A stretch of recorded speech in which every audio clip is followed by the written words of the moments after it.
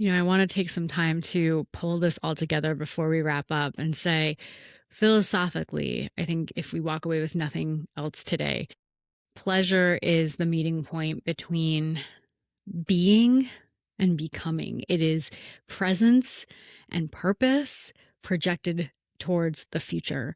And when you're truly embodied, you can stop outsourcing your truth. You can stop asking, is this allowed? And you can start acting like, you know, one, I know what direction I'm going in.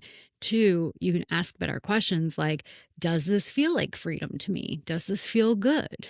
And when we as women stop asking for permission, entire systems that are built on sand, on unpaid emotional labor, on over functioning and silence that is dressed up as virtue or being good will start to wobble. They will start to break apart, right? But what's left is a woman who is in her body and harder to manipulate and harder to rush and harder to convince that her exhaustion is a moral requirement. Like, I don't know who sold us that one, but that one needs to go big time, right? So what I want to invite you to do today is I want you to notice what happens in your body when you imagine choosing without someone else's permission.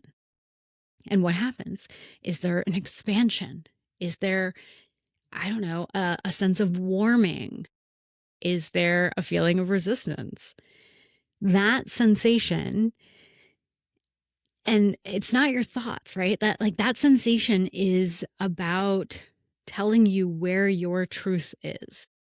It is a compass.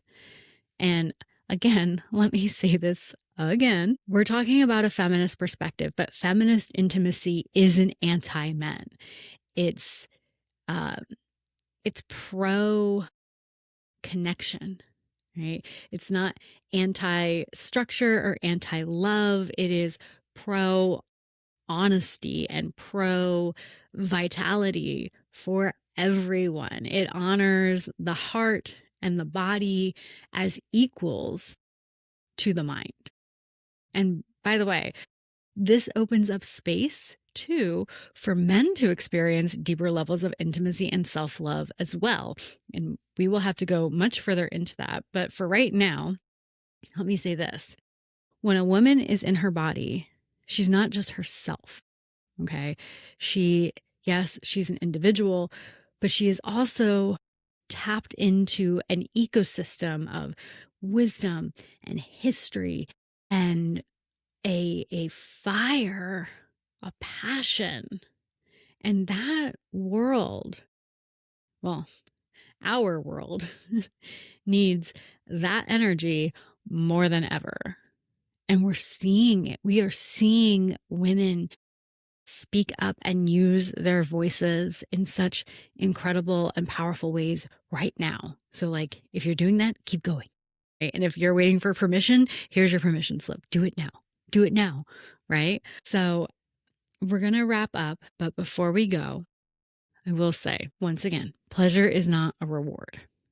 And if you are trying to kind of deconstruct from your old system and try to move into a new one, think of it as a practice and think of it as a way to honor your own humanity in a world that keeps asking you to be a machine. And, think about it as a way to remember your softness and remember your strength and remember that those two things are not opposites. That's how we learn to live, right? In fullness. And we can think about this as pleasure becoming self-trust and pleasure becoming daily practice, and all those things combined to make you more colorful, more full, more robust in your own life